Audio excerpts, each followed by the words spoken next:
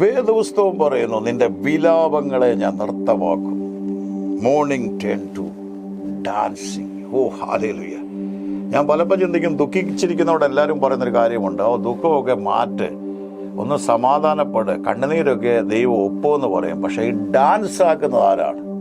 കണ്ണുനീരിനെ, ദുഃഖങ്ങളെ, വെണ്ണീറിനെ അലങ്കാരമാലയാക്കുന്ന ആരാണ്? ഈ ദൈവമാണ്.